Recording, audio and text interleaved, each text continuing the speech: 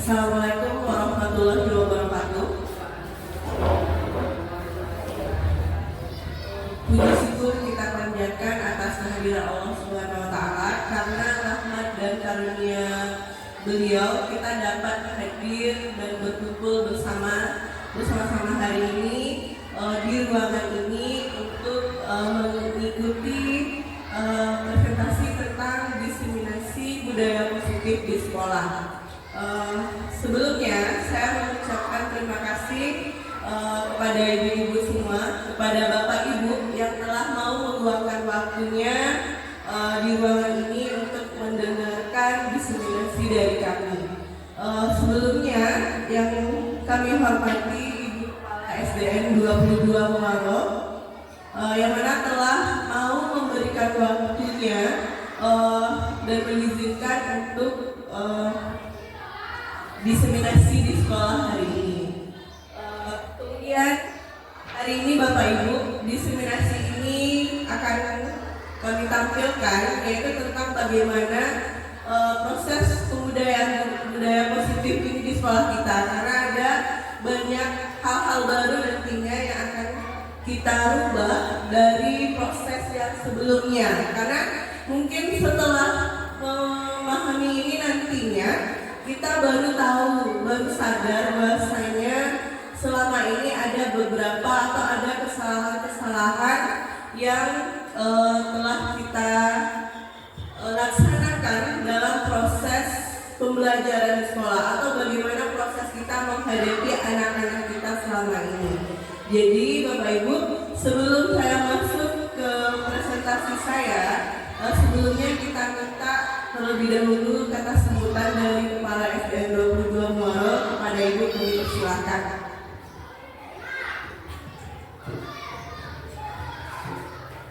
Assalamualaikum warahmatullahi wabarakatuh. Jadi dalam acara diseminasi budaya positif pada pagi ini sebenarnya kita hanya melanjutkan saja. Nah, jadi untuk penyebaran selanjutnya nanti saya juga menjadi penceramah.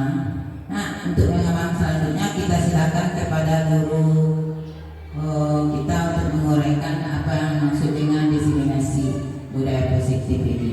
Hanya itu uraiannya. Assalamualaikum warahmatullahi wabarakatuh. Kalau dapat kita mendengarkan bersama-sama Ibu. Ini juga bukan untuk guru CGP saja manfaatnya, bagi kita guru kelas dan studi juga bisa kita petik hasilnya. Nah, assalamualaikum warahmatullahi wabarakatuh.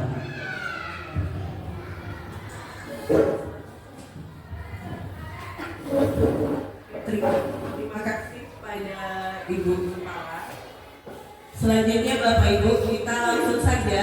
Jadi sebenarnya hari ini saya tidak presentasi, tetapi kita dalam bentuk diskusi saja Bapak Ibu. Jadi kita sambil kita santai saja. Jadi tidak hanya terfokus kepada saya di depan, boleh berdiskusi, nanti jika ada yang mau bertanya boleh bertanya tentang budaya positif ini. Baiklah Bapak Ibu, kita langsung saja, yaitu diseminasi budaya positif di sekolah.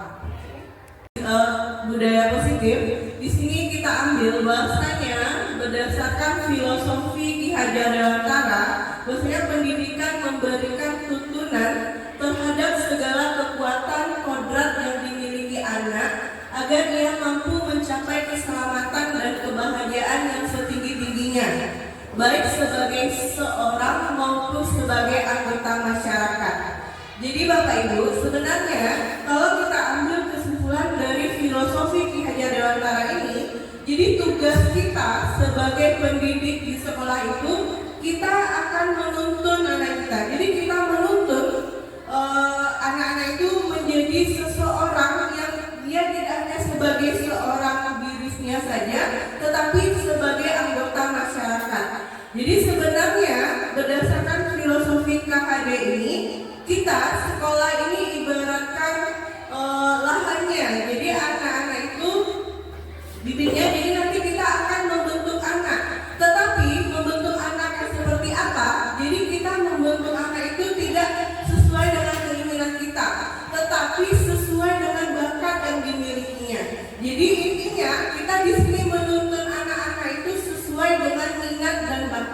ada dalam dirinya. Jadi itu tugas kita sebagai pendidik di sekolah. Jadi kita tidak harus memaksakan, bukan sesuai keinginan kita, tetapi sesuai apa yang ada di dalam diri anak didik kita. Jadi itu filosofi Ki Hajar Dewantara. Jadi di sini dapat kita lihat berdasarkan filosofi KHD, bahwasanya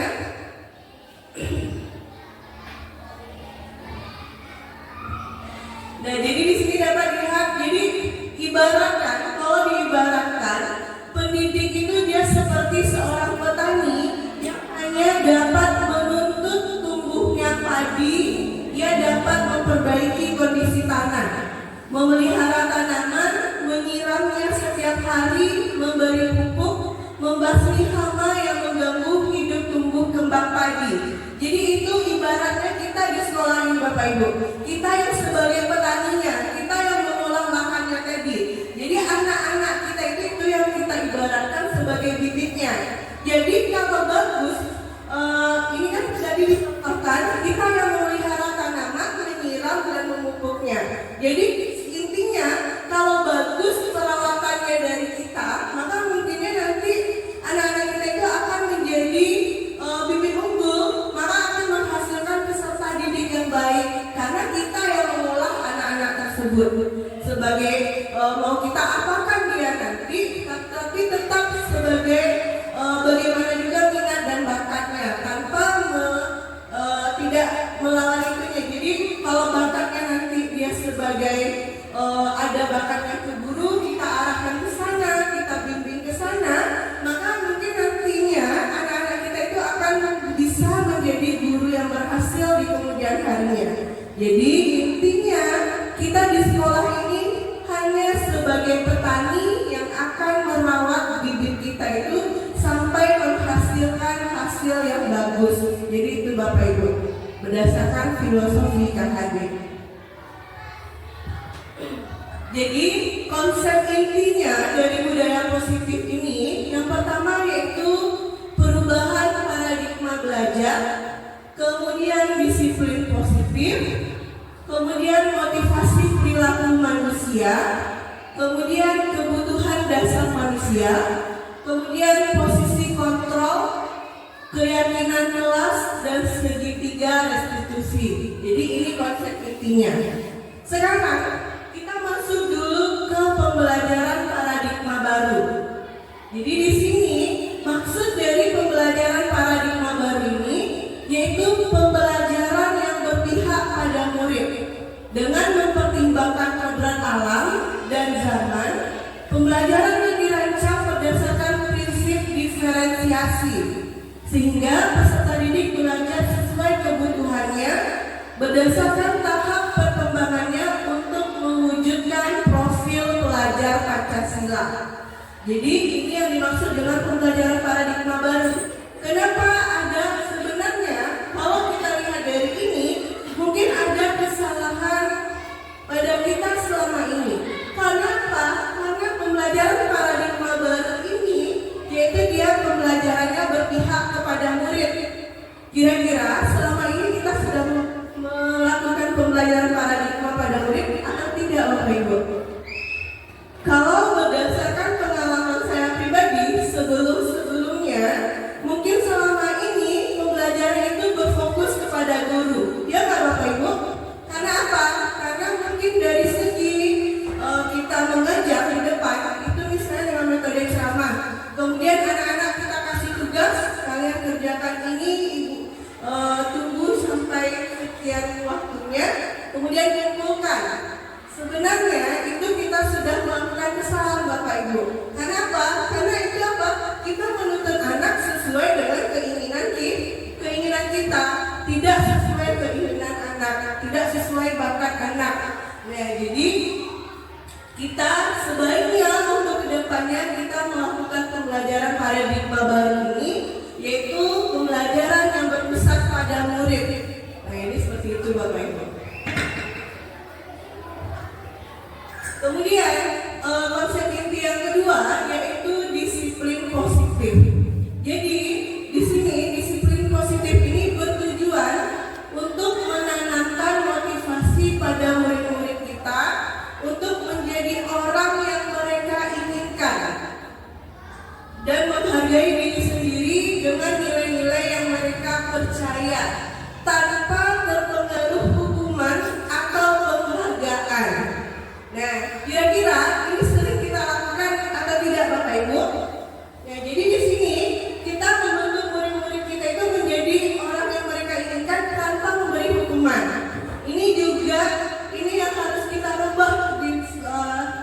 mungkin di sekolah kita juga ya kan Bapak Ibu, karena mungkin saya pribadi sendiri mungkin juga sering melakukan hukuman.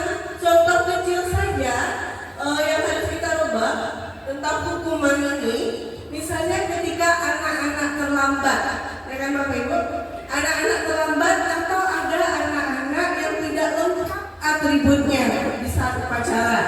Salah satu bentuk contoh hukumannya yaitu apa? Kita pisahkan barisannya, ya kan Bapak Ibu. Nah, jadi sebenarnya untuk disiplin positif ini harus kita rubah selanjutnya. Karena apa? Karena pada budaya positif itu bukan salah, bukan, tetapi harus kita rubah. Karena apa? Kita tidak boleh memberikan hukuman kepada anak. Ada nanti proses penyelesaiannya. Nanti kita akan masuk kepada tahapan selanjutnya. Nanti kita akan selesaikan dengan namanya segitiga restitusi, Bapak Ibu. Jadi tidak ada anak yang salah, bukan tidak ada yang salah. Mungkin nanti ketika dia terlambat, ketika dia tidak memakai perlengkapan yang lengkap, mungkin kalau sebaiknya kita tidak memisahkan barisannya, tetapi kita tanya apa penyebab dia terlambat, apa yang menyebabkan dia tidak lengkap. Pasti mereka punya alasan masing-masing yang bisa kita terima. Misalnya tadi dia kenapa dia terlambat ke sekolah, mungkin sebelumnya Bapak Ibu dia ada masalah di rumahnya, ada kendala atau ada orang tuanya yang bermasalah sebelum dia berangkat ke sekolah. Itu nanti pasti akan berpengaruh kepada anaknya. Jadi kenapa harus kita ini yang kita rubah? Karena mungkin selama ini sampai di sekolah kita kasih hukuman, kita pisahkan barisannya. Padahal tadi di rumah dia juga sudah menanggung beban yang berat. Entah tadi dia belum sarapan di rumah karena nggak ada sarapannya, jadi seperti itu. Itu yang harus kita rubah sebaiknya. Nah, gitu. Kemudian konsekuensi yang kedua selanjutnya yaitu motivasi perilaku manusia. Jadi di sini ada beberapa motivasinya. Yang pertama yaitu untuk menghindari ketidaknyamanan atau hukuman. Kemudian untuk mendapatkan imbalan maupun penghargaan dari orang lain. Ini motivasi eksternal. Kemudian untuk motivasi internal yaitu untuk menjadi orang yang mereka inginkan dan menghargai diri sendiri dengan nilai-nilai yang mereka percaya. Itu untuk motivasi perilakunya. Dan kemudian di sini kita masuk lagi ke hukuman, konsekuensi dan restitusi.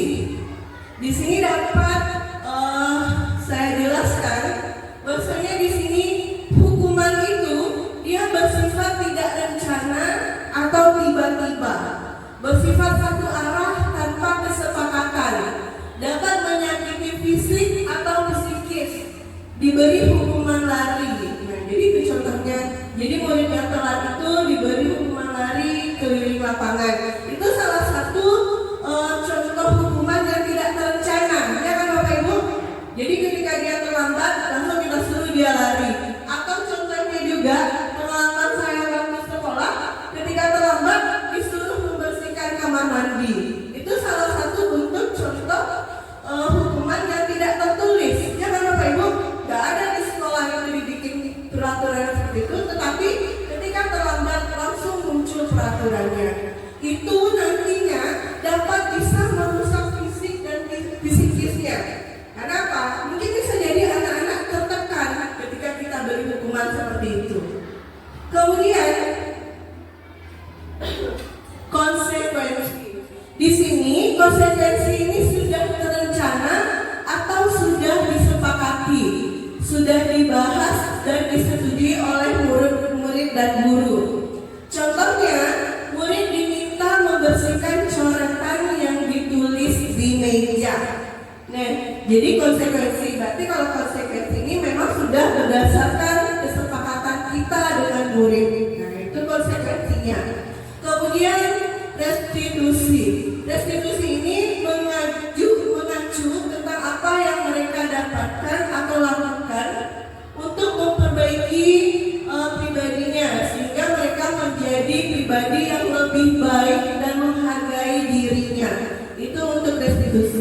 Jadi sebenarnya kalau ada masalah nanti kita selesaikan dengan segitiga diskusi namanya, ada tahapannya. Di sini kita lanjut lagi ke keyakinan kelas. Ya, jadi keyakinan kelas ini dibuat sebagai fondasi dan arah tujuan sebuah sekolah atau kelas yang akan menjadi landasan dalam memecahkan konflik atau permasalahan di dalam sebuah sekolah atau kelas. Keyakinan kelas dibuat berdasarkan komitmen atau kesepakatan kelas, merumuskannya dengan siswa-siswa kita. Jadi kita sepakati bersama, kemudian itu nanti yang kita lakukan.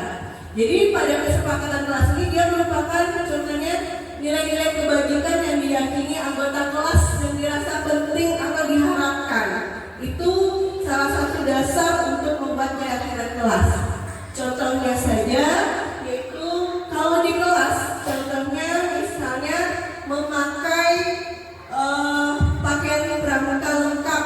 Kalau lengkap berarti semuanya dipakai. Jadi nanti kesepakatannya kita sepakati. Misalnya kalau ada yang lupa dia memakainya, maka nanti apa kesepakatannya, apa konsekuensi yang harus diterima anak kita. Itu keyakinan kelas. Kalau misalnya kita bawakan ke lingkungan tempat tinggal kita, contohnya saja yaitu tentang pemakaian helm bagi pengendara motor. Kalau ini ada peraturan tertulisnya kan Bapak Ibu. Jadi ketika kita langgar maka nanti ada konsekuensinya. Jadi kalau kita ambil dari pemakaian helm tadi, nilai kebajikannya yaitu ada 5 nilai. Yang pertama ada nilai keselamatan, ada kesehatan, kemandirian, tanggung jawab, dan kasih sayang. Kenapa? Karena kalau ketika polisi lalu lintas itu mewajibkan kita pakai helm, itu kan untuk keselamatan kita saja juga kan, bukan untuk keselamatan orang lain. Jadi itu maksudnya dari apa dibuat peraturan seperti itu. Di sini dapat kita lihat contoh kalimat dari keyakinan kelas.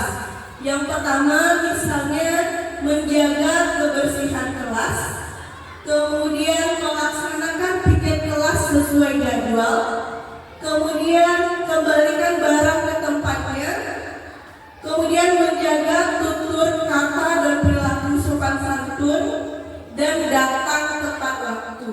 Itu salah satu contoh dari kalimat keyakinan kelas kalau nanti kita akan membuat keyakinan kelas. Kemudian konsekuensi selanjutnya dari budaya positif ini yaitu kebutuhan dasar manusia. Pada dasarnya manusia itu, kita sebagai manusia itu memiliki 5 kebutuhan dasar. Yang pertama yaitu ada kebutuhan untuk bertahan hidup. Dan ini contohnya untuk kebutuhan bertahan hidup kita perlu makan ya kan Bapak Ibu untuk hidup. Kita perlu makan, perlu minum untuk hidup. Itu kebutuhan bertahan hidup kita.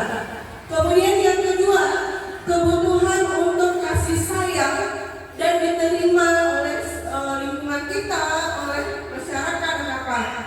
Ya kan Pak Andi, untuk kasih sayang kita kan? Kemudian yang ketiga yaitu kebutuhan untuk bebas. Kita itu perlu kebutuhan untuk bebas di sini kita kebutuhan untuk bebas nih Bapak Ibu. Ya misalnya saja bebas berpendapat, bebas dalam arti yang positif ya Bapak Ibu, bukan yang negatif. Salah satunya bebas dalam berpendapat atau hal-hal lainnya. Jadi kita bebas melakukan apa, bebas mengatakan apa yang kita ingin sampaikan, salah satu contohnya. Kemudian yang keempat, kebutuhan untuk penguasaan. Ini konsep inti kita sebagai manusia. Ini seperti naluri kita sebagai manusia ya gini Bapak Ibu. Kebutuhan untuk penguasaan. Ya, kenapa? Karena dalam diri manusia itu mungkin ada masing-masing keinginannya menjadi seseorang pemimpin ya kan Bapak Ibu. Nah ini penguasaan, ini penguasaannya. Kemudian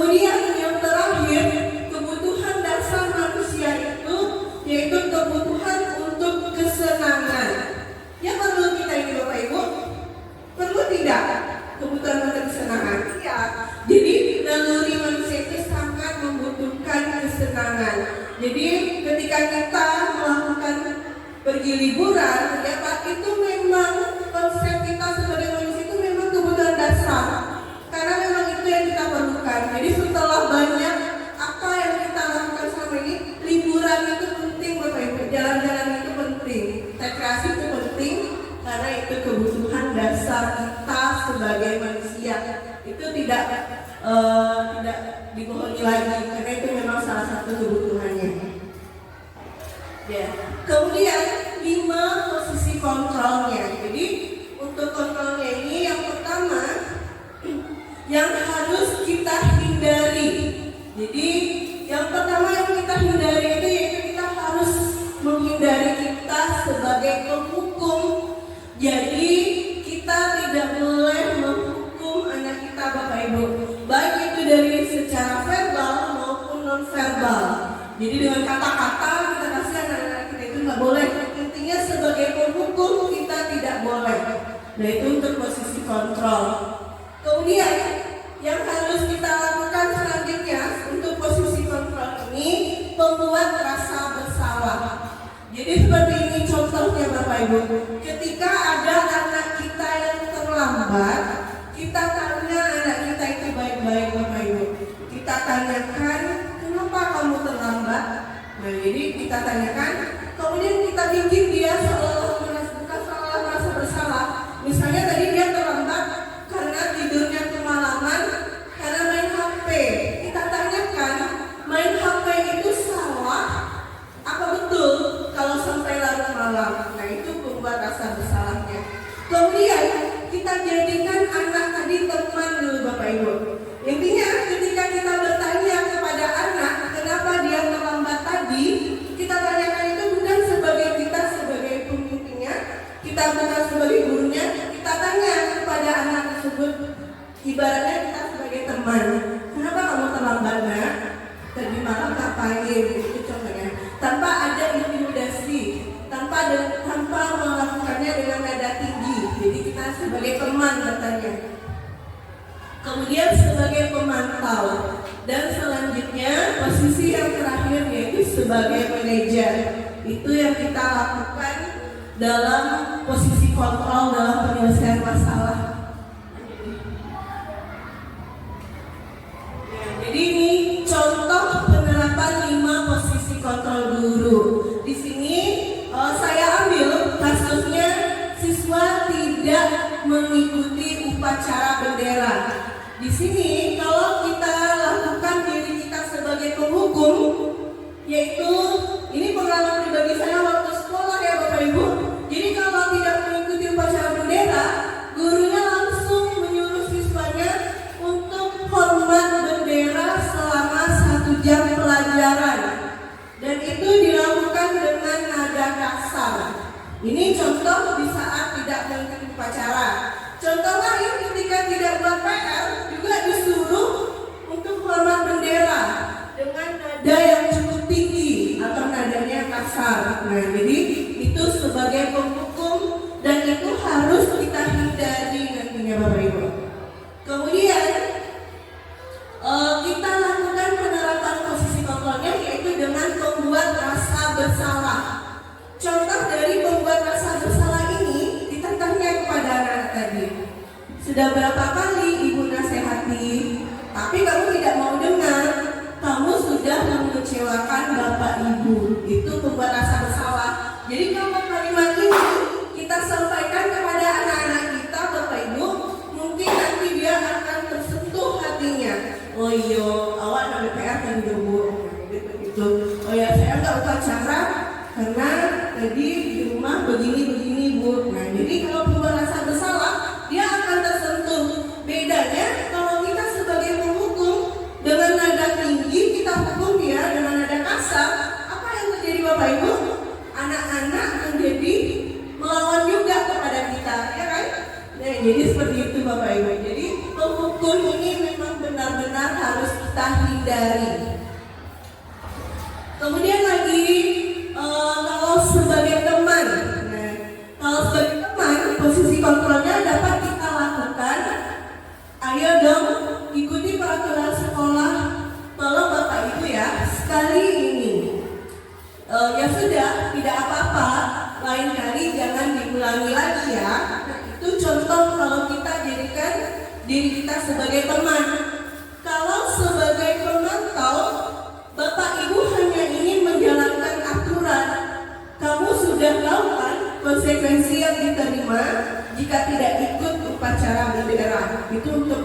tahu Bapak Ibu. Kemudian yang terakhir yaitu manajer. Kita sebagai guru itu sebagai posisi manajer, yaitu dapat kita lakukan. Kira-kira kesalahan kamu apa? Keyakinan kelas mana yang kamu langgar? Apa kamu bisa memperbaikinya? Bagaimana cara mengatasinya? Jadi itu untuk manajer, contoh kalimatnya. Nah, kemudian pada posisi kontrol manakah aku ini kita sebagai guru Bapak Ibu. Nah, contoh kalimat kontrolnya, saya kecewa sekali dengan kamu.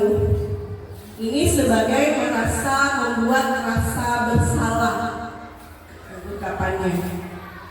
Kemudian, apa rencanamu untuk menyelesaikan masalah ini? Apa sanksinya jika kamu melanggar? Nah, ini yang saya sebut di awal tadi Bapak Ibu, segitiga restitusi. Jadi segitiga restitusi itu merupakan suatu proses dialog yang dijalankan guru atau orang tua agar menghasilkan murid yang mandiri dan bertanggung jawab. Nah, jadi murid akan memperbaiki kesalahan mereka sehingga mereka bisa kembali pada kelompok mereka dengan karakter yang lebih kuat. Nah, segitiga restitusi itu terdiri dari ini Bapak Ibu. Yang pertama yaitu validasi tindakan yang salah, kemudian menanyakan keyakinan kelas, dan menstabilkan identitas. Itu penyelesaian masalah dengan segitiga restitusi, itu tahapannya. Nah, jadi ini langkah-langkahnya Bapak Ibu. Yang pertama tadi menstabilkan identitas. Menstabilkan identitas itu yaitu membuat kesalahan adalah bagian dari proses pembelajaran. Identitas gagal bergeser menjadi bentukan yang sukses. Nah, jadi itu untuk menstabilkan identitas. Kemudian yang kedua, validasi tindakan yang salah. Mengenali alasan dari sebuah tindakan melakukan kesalahan. Itu untuk validasinya. Kemudian yang ketiga, menyatakan keyakinan. Jadi menyatakan keyakinan ini mengaitkan keyakinan dengan tindakan yang salah. Jadi kita tanya keyakinan yang sudah kita buat apakah dilanggar atau tidak. Itu yang menyatakan keyakinan. Dan jadi itulah tadi tentang disiplin positif, bagaimana penerapannya.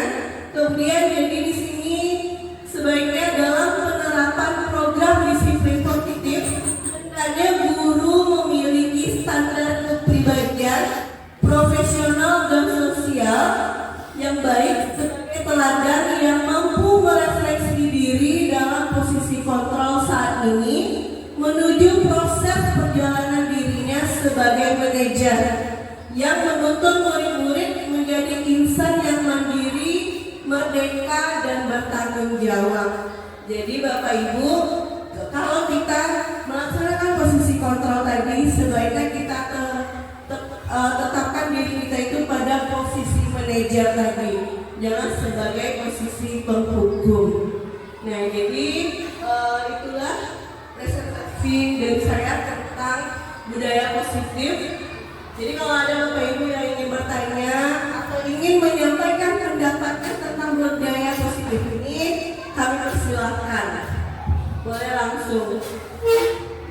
Kalau ada pernyataan, tidak harus bertanya Bapak Ibu.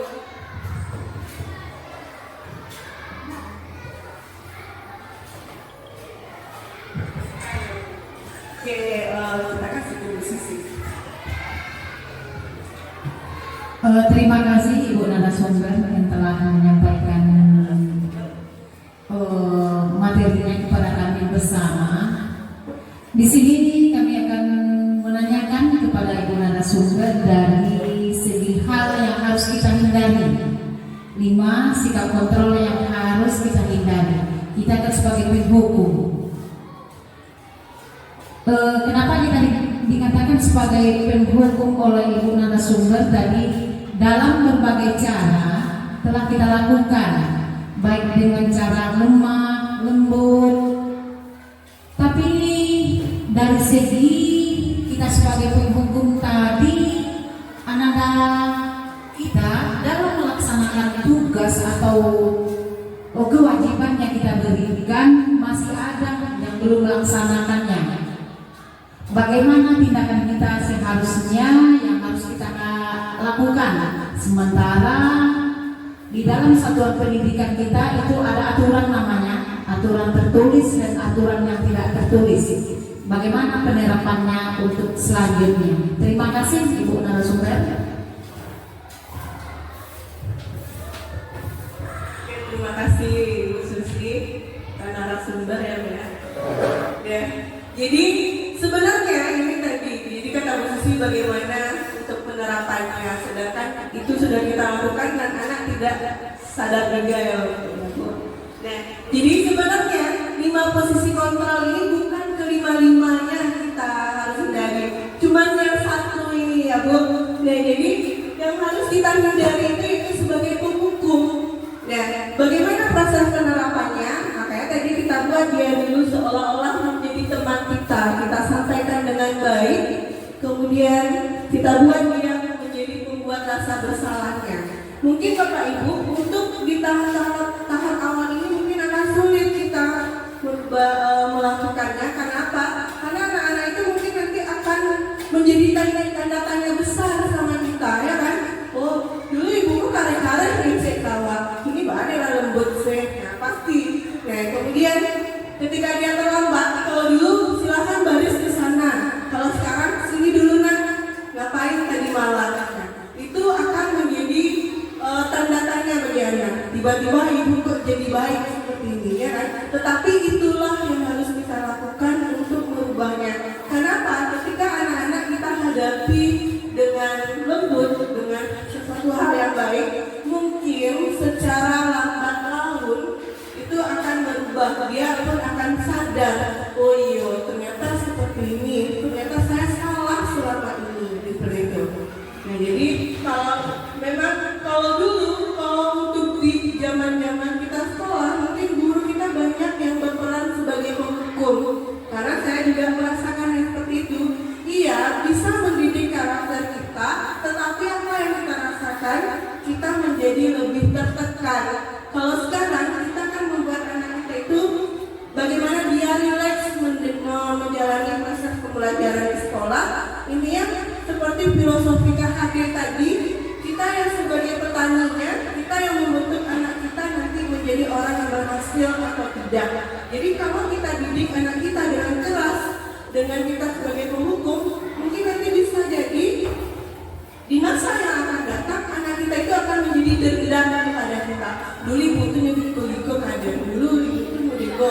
Kalau kita dirikan dengan posisi kontrol ini, oh dulu ibu tuh kayak gini, ya, jadi karena ibu tuh saya jadi polisi, sekarang saya di tentara, sekarang seperti itu. Jadi kita lakukan dengan proses yang bertahap, Bapak Ibu. Memang ini susah merubahnya, tetapi kita lakukan dengan proses yang bertahap. Jadi seperti itu Ibu.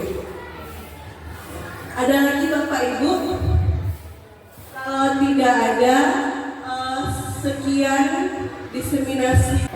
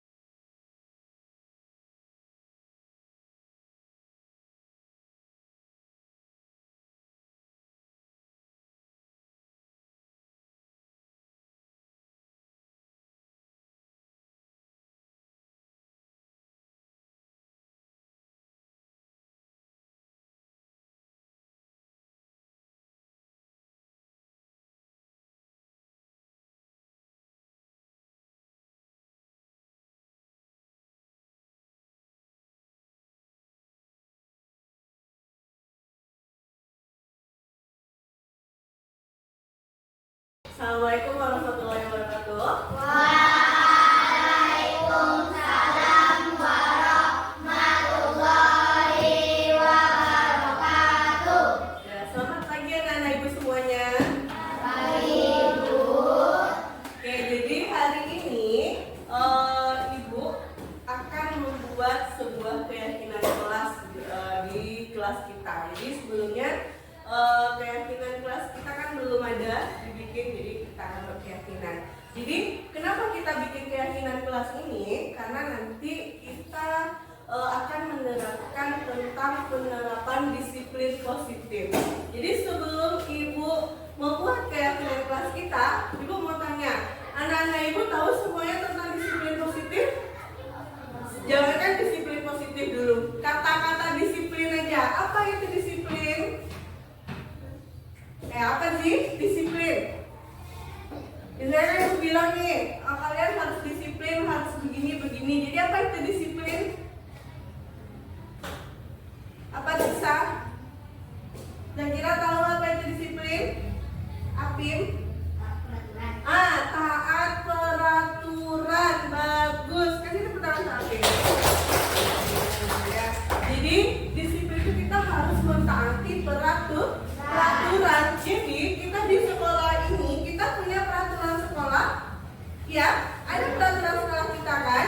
Dan kita ada peraturan sekolah. Kita juga sebelum ini punya peraturan kelas. Apa contohnya peraturan sekolah atau peraturan kelas kita sebelumnya? Tidak boleh makan di kelas, itu untuk peraturan kelas kita. Apa lagi? Tidak boleh membuang sampah sembarangan. Apa lagi? Tidak boleh datang terlambat. Apa lagi tadi kisah? Harus melaksanakan piket kelas. Itu merupakan salah satu bentuk peraturan sekolah dan juga peraturan kelas. Jadi disiplin itu berarti harus kita jalankan dan juga positif. Berarti kalau positif itu berarti merupakan sesuatu yang bagaimana kalau positif? Positif. Apa nada? Sesuatu yang baik. Berarti sekarang itu ibu akan membuat sebuah peraturan agar apa? Agar bisa semuanya itu berjalan dengan baik. Jadi itu dia tentang disiplin positif. Jadi nanti kita akan membuat keyakinan ini agar semuanya bisa berjalan baik dan lancar di sekolah kita.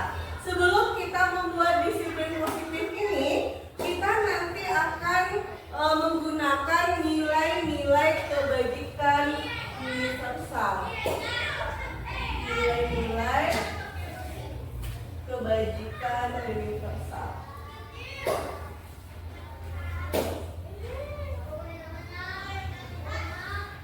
Ya, nilai-nilai kebajikan. Siapa yang tahu nilai-nilai kebajikan? Nilai-nilai kebajikan itu berarti berhubungan dengan nilai-nilai kebaikan. Berarti nanti peraturan atau keyakinan kelas yang kita buat ini itu nanti akan berhubungan dengan nilai kebaikan. Ya. Jadi sebelumnya kita udah belajar. Kita kan belajar tentang profil Pancasila, iya kan? Ada berapa profil Pancasila? Ada 6. Yang pertama, beriman dan bertakwa kepada Tuhan yang Maha Esa. Kemudian ada kemandirian. Ada apa lagi?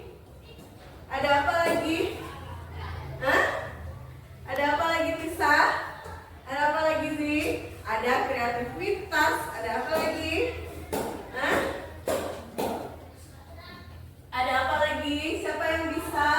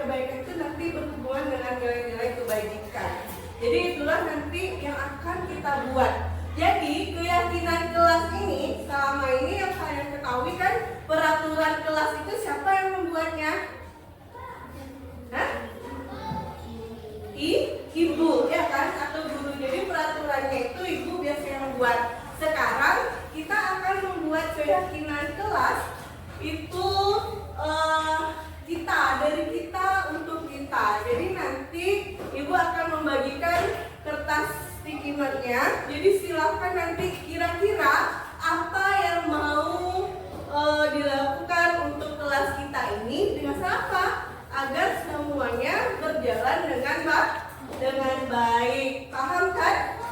Ya. Jadi Ibu bagikan nanti silahkan ditulis, oke? Ditulis di kertasnya. Apa yang mau kita lakukan di kelasnya nanti?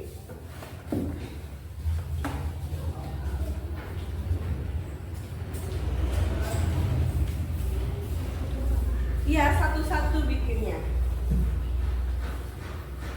Nanti setelah dibikin, silahkan ditempel di papan tulis, ya. Ya, cuma satu aja. Apa misalnya? Tadi Ibu udah kasih contoh, misalnya apa? Tidak boleh membuang sampah sembarangan, ya kan? Lagi, salah satunya pokoknya yang tidak boleh kita lakukan, ya.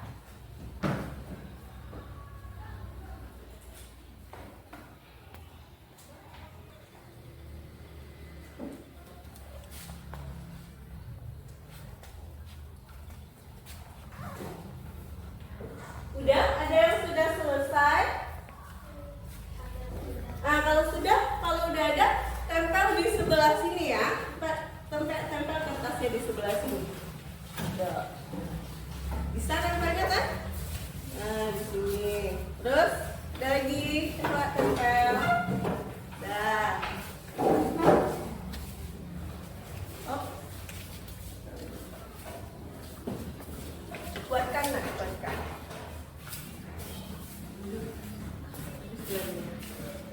Apalagi, ayo cepat sini. Nah, ayo tempel. Yang bisa tempel aja. Nah, boleh. Nah, dah yang sudah boleh duduk. Bagus sekali, Apim. Hilang labnya, Pim. Pegang aja ya, Pim. Ada lagi? Ada? Tidak ada. Oke, sekarang Ibu akan bacakan apa yang sudah anak-anak Ibu tulis tadi untuk keyakinan kelasnya.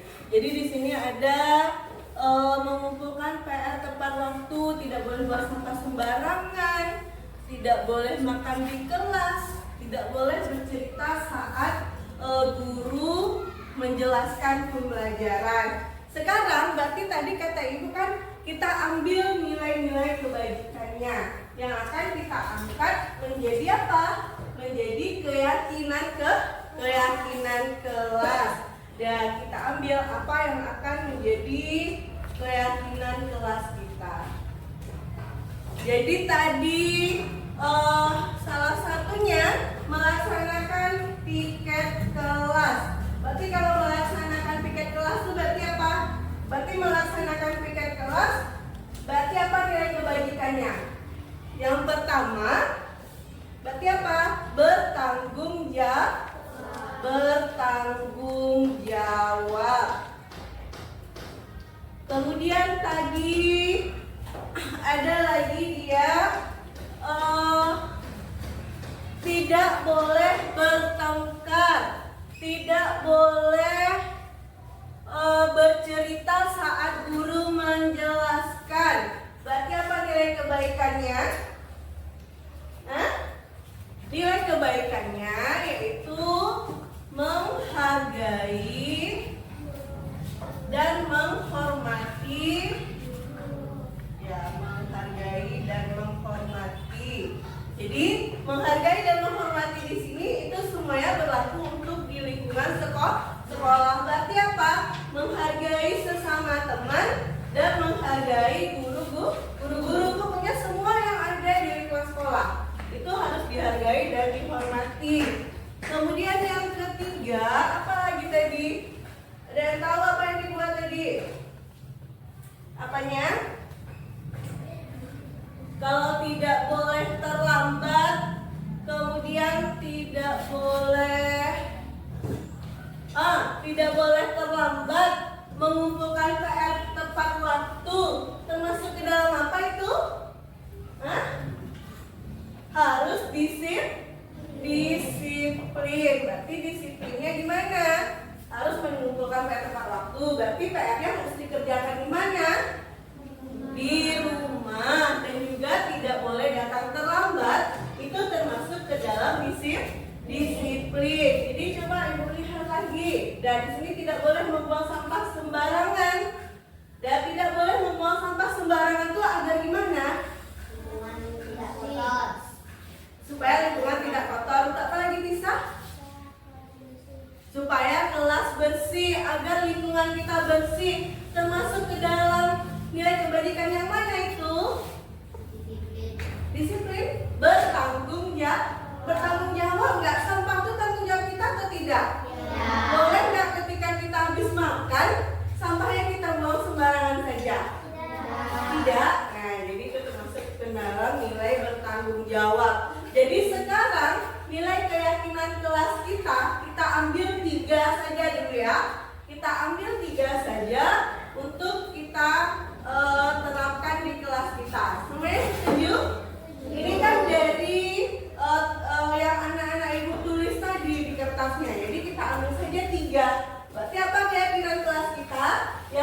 Yang pertama yaitu harus bertanggung jawab. Bertanggung jawab itu berarti apa? Untuk semuanya. Harus menjaga kebersihan kelas, melaksanakan piket kelas, itu termasuk ke dalam nilai bertanggung jawab. Kemudian menghargai dan menghormati. Jadi misalnya di kelas tidak boleh membuli teman, tidak boleh mencaci-caci temannya. Kan kebiasaan anak ibu seperti itu ya, suka mengolok-olok temannya. Ya, kalau kita sudah sepakati nilai menghargai dan menghormati, berarti besok tidak boleh lagi dilakukan ya. Paham? Ya. Kemudian disiplin. Kalau disiplin berarti anak-anak ibu harus bagaimana? Boleh datangnya jam 8? Ya, jadi disiplin itu mulai dari segala aspeknya. Datang tepat waktu, kemudian sama juga kayak mengumpulkan PR-nya tepat waktu. Nah, jadi pokoknya melaksanakan peraturan-peraturan di sekolah dan sesuai dengan keyakinan kelas kita. Sampai di sini anak-anak ibu sudah paham tentang keyakinan kelasnya? Sudah. Bisa ditaati nanti? Bisa dilaksanakan? Nah, karena apa? Karena keyakinan kelas ini sudah menjadi kesepakatan kita bersama, ya kan? Kan ini dari anak-anak ibu semua, nggak ada dari ibu satu pun, ya kan? Ini udah kesepakatan kita. Jadi kesepakatan kelas besok ibu tempel dan anak-anak ibu harus laksanakan.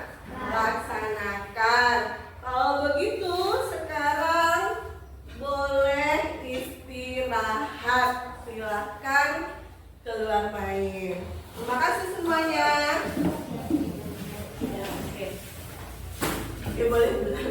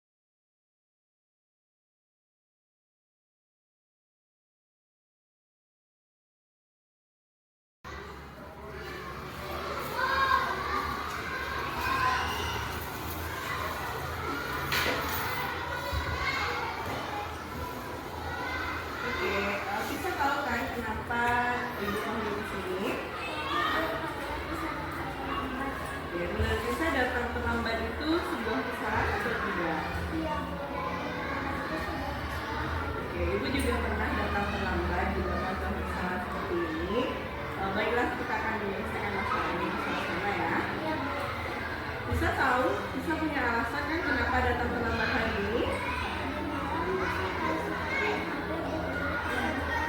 Belum main HP sampai malam. Mama nggak marah? Main HP itu boleh, tapi harus ada waktunya. Karena kalau kita main HP sampai malam, itu akan menyebabkan diri kita sendiri. Masih ingat kan keyakinan kelas yang kita bikin di awal semester kemarin? Coba bisa sebutkan. Nah, kita bisa tahu apakah keyakinan kelas itu harus kita laksanakan. Apa yang akan bisa lakukan supaya bisa melaksanakan keyakinan kelas dengan baik?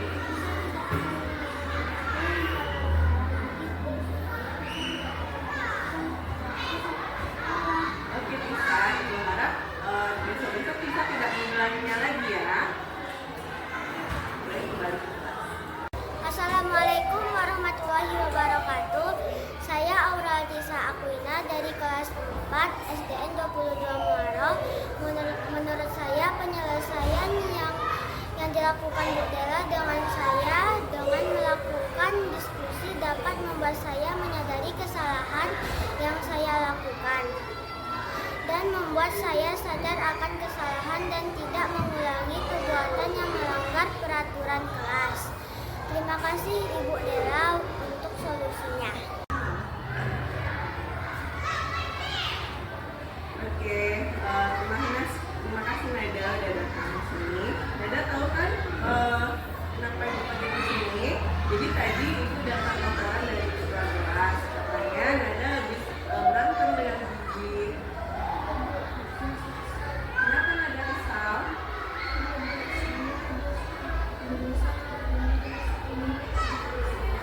Oh begitu, ya wajar lah kalau Nada risau dan marah.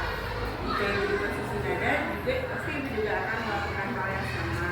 Lalu apa yang yang Nada lakukan terhadap Bibi tadi?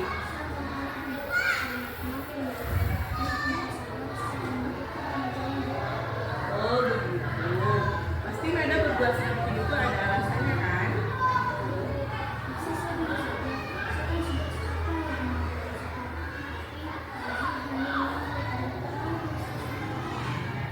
Ya wajar lah kalau Nada merasa marah karena tidak rela pekerjaannya dicontek kan. Jadi ibu juga menghargai tindakan Nada seperti itu. Yang tidak berbuat lebih buruk lagi daripada itu, misalnya memukul teman. Sekarang coba kita pikirkan bersama-sama. Kira-kira tindakan Nada marah sampai menabrak meja tadi, apakah sudah sesuai dengan keyakinan kelas kita? Menurut Nada, keyakinan kelas apa yang sudah dilanggar? Nah, itu Nada tahu betul. Jadi, menurut Nada, saling menghormati antar teman itu penting atau tidak? Oke, baik. Kalau begitu, jadi keyakinan kelas apa yang harus kita lakukan? Harus lebih sabar. Kira-kira Nada bersedia untuk memperbaiki masalah ini? Apa yang akan Nada lakukan untuk memperbaiki masalah ini?